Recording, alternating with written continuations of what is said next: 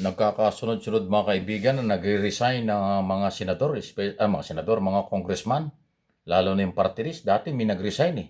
Ngayon may bago na naman dalawa. Ano kaya? Ano bang dahilan nito? Delikadesa ba ito? Dahil alam nilang maraming controversial sa pag-iimbestiga sa korupsyon at iba pa. Ito yung report oh. Bitin ang kanilang resignation letter, sina Juan Tahanan Party List Representative Nathaniel Odocado at Pinoy Workers Party List Representative Franz Vincent Ligaspe. At inihayag ito sa sesyon ng plenaryo ng Kamara araw ng Lunes, May 18, 2026. Walang binanggit na dahilan ng kanilang pagbibitiw sa pwesto. Inatasan ang House Secretary General na alisin na sa listahan ng House members ang dalawang nag-resign na mababatas. Bunsod nito, nasa 360 na ang kabuang bilang ng House members mula sa 300. Ayun oh. So yun po yung mga nangyayari. Kita nyo? Talagang kahit pa paano magandang development yan. Kasi alam nyo ang mga elected official, kung gugustuhin nilang umalis o mag-resign sa kung ano man dahilan, hindi po yan pinipigilan. Halimbawa ay dahilan ay kanilang kalusugan or hindi nila magampanan yung kanilang trabaho o naguguluhan na sila sa sitwasyon dahil nga lalo na ngayon napaka-controversial ng graft in corruption. Di umano'y pang-aabuso sa salapi at kapangyarihan. Hindi ko naman sinabing yun ang mga dahilan. Pero hindi nga malinaw kung bakit mayroong bagong dalawang congressman nag-resign. Pero karapatan nila yon. At yan hindi ho tinatanggihan. Hindi obligasyon ng liderato ng Kongreso na tanggihan ang gusto mag-resign. Yan po ay sariling diskarte ng mga elected party list sa ilalim ng party list law. So kung di ako nagkakamali, parang 3 o 4 na yatang party list congressman ang nag-resign. Di ba? Di ba si Saldico yung una, tapos meron pang isang party list taga Benguet yata yun, tapos 2, 4 na nga, ano? Di ba? Ayan, okay lang yan.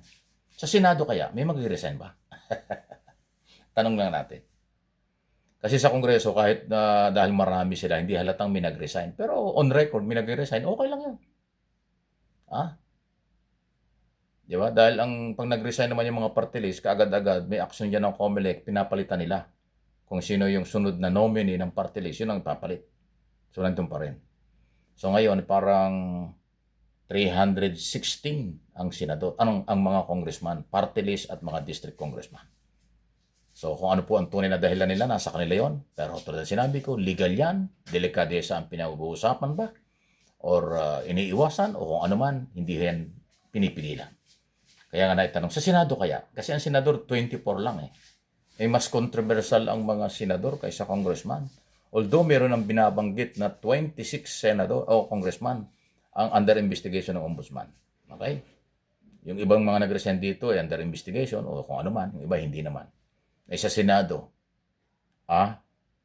ilan ba sila ang under investigation? 3, 4, o parang 4 sa issue ng flood control scam o korupsyon, plus 2 naman ang nasasabit o nababanggit ang pangalan sa crimes against humanity sa International Criminal Court. Abay kung sakasakali, di 5 pala sa Senado o maging 6. 24 lang sila. Abay pag minalas-malas talaga sila eh. Ilan lang matitira? 18 na lang. Kasi 26 lang sila eh. Sino ba mga pinag-uusapan dyan? Si Bato at saka si Go ang mayroong problema sa ICC. Although yung kay Senator Bato, wala namang warrant of arrest. Kaya lang nababanggit ang pangalan niya. Kasama daw sa posibleng kasuhan or posibleng magkaroon ng warrant of arrest. Di ba? Antindi. Tapos yung 3 nga, Villanueva, Estrada, at saka Escudero. So 5 sila. Pang-6, ewan ko yung bilyar, lusot na ba yung bilyar? Kasi pinag-explain niya ng International, ng Independent Commission, Office of the President, under Executive Order 9094 doon sa pag-iimbestiga.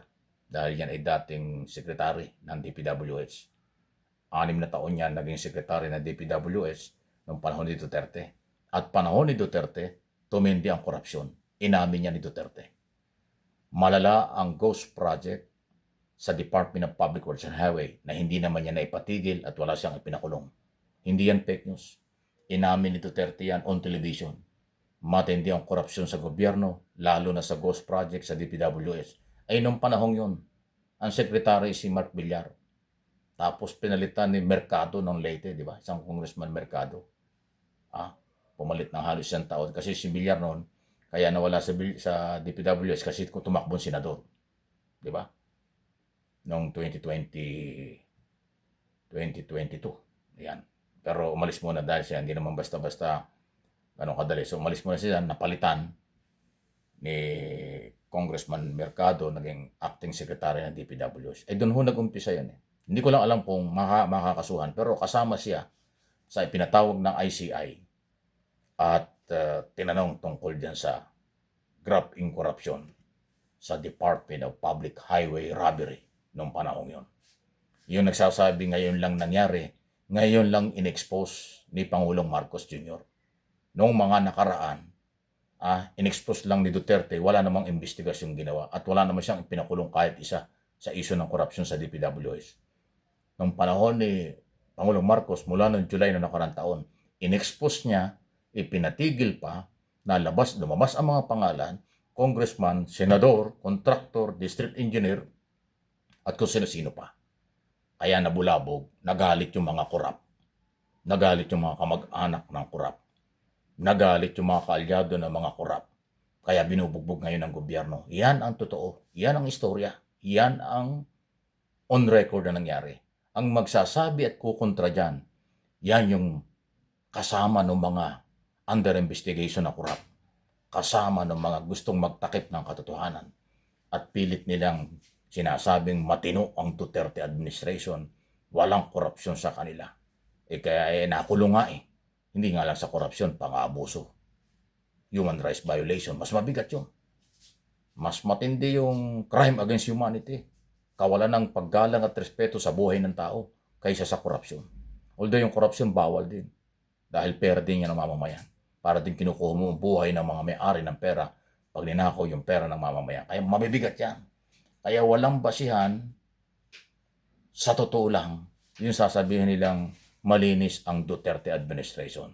Diyan nga nagsimula ang lahat eh. Pogo, drug issue, human rights violation, crime against humanity, di ba? Korupsyon ay marami rin, hindi naman ay pinatigil. Kaguluhan sa Pogo, kaguluhan sa Isabong, di ba? Isabong, Pogo, drugs, yan po yung naging problema ni Duterte. Nung panahon niya, wala naman siyang ginawa.